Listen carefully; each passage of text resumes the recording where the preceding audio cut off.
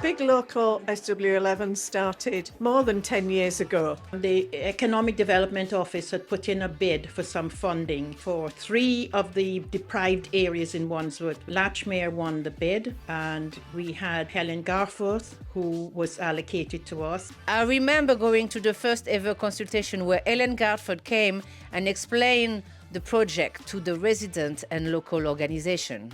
Anyone who wanted to be involved could just sign up. I was among the dozen or so who actually put their hands up to say they would like to be part of a committee. It was 2012 when we first started.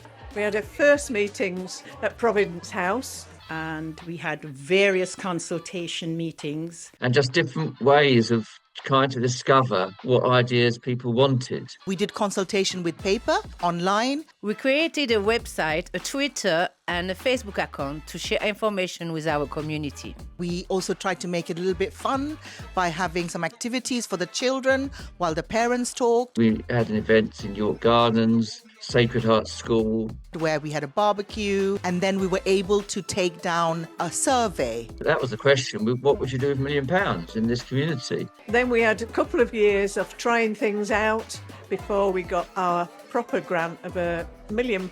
We decided to do some quick wins, which were small grants given to smaller organisations in 2013. We formed ourselves as a partnership where we floated ideas. Those people on that first committee from different circles, backgrounds, voluntary, statutory, I think that's been such an important thing. We tried to find out and list all the priorities that people wanted. And some of the ideas were a bit daft, but quite a lot of them formed a common theme.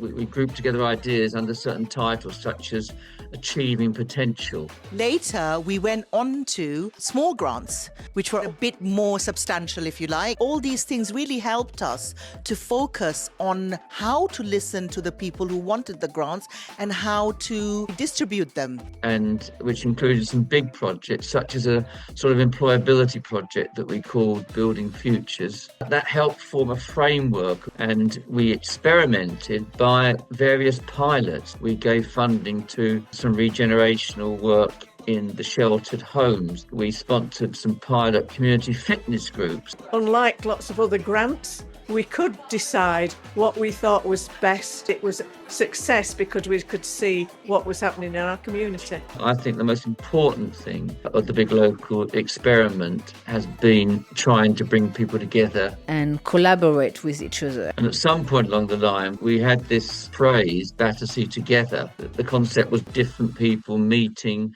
to share mutual concerns, to find common solutions. The first Battersea Together event brought together residents and community organisations from all over Battersea to talk about how we could work together to improve the local neighbourhood by sharing power, sharing decision making and working together. The focus of that first meeting was to focus on isolation, health, well-being, belonging, community. Falcon Road Heritage Festival, which started in 2016, was really a special co-owned, community-led way to celebrate the diversity, different organisations, different cultures and backgrounds. And originally it was stationed in different parts of Falcon Road. One of the key important strategic decisions that Big Local made was that its engagement with communities should be lasting. There should be a legacy.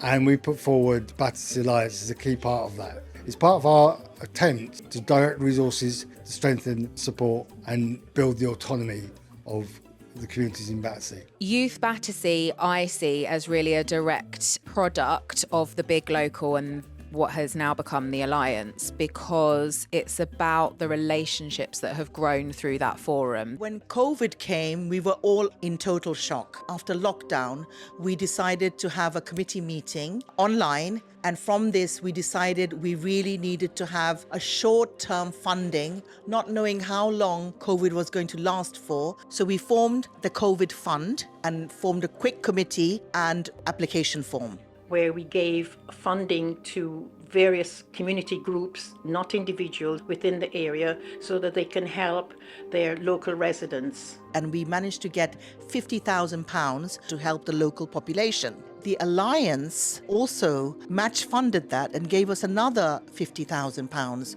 We helped over 30 organizations. Examples would be Kambala, Waste Not Want Not Battersea, Power to Connect. Over 3,000 people were helped. We helped schools because they needed extra funding to deliver online sessions. We all had to meet on Zoom.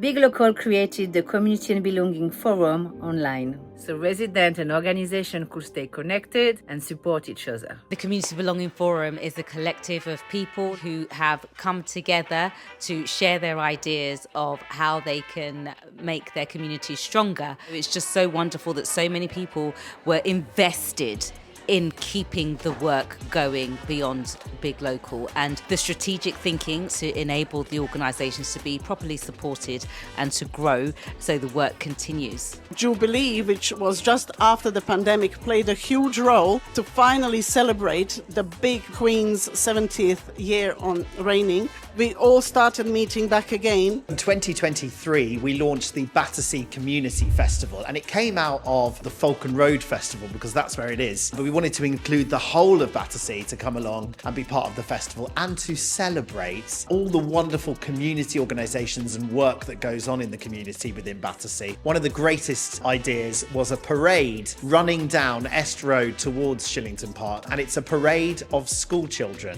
And the wonderful thing is to see on the stage local talent, because everyone that appears on that stage is from Battersea. For me, the major thing that's come out of being one of the partners of the Battersea Alliance has been the cross-communication. And what we saw is how much stronger we can be when we're working together. Keys House, Captain Low Settlement, Providence, St Peter's. Everyone's worked together to support each other, to support the community. A lot of work gets done in the background. A lot of work and a lot of consideration gets put into the meetings that we have. We have been successful in obtaining additional funds to fund the grassroots organisations and the work that we do. And we've actually had a couple of grants from Big Local. And it's nice to know that we're valued. We've also been able to link up with other community groups. What we've managed to do in the 10 years is address some of the key issues of deprivation in this community. It's made a big difference, I think, to our local community. We did manage to magnify that £1 million by drawing in other funding and also enhance the money by the thousands of hours that were put in by volunteers. Without David as a coordinator and Shalene, we actually wouldn't have had the capacity. Volunteering and paid work is really quite an essential kind of combination. We've helped organisations and communities who are able to then help their own communities themselves. Today we celebrate what I believe is truly a transformative step for our community. The launch of the Battersea Together Community Investment Strategy, but also the Battersea Alliance Prospectus. What we've achieved with £1 million over 10 years, we're asking you to imagine what you could achieve with more money over a longer period of time. Rather than just treating people, it's about moving treatment to prevention.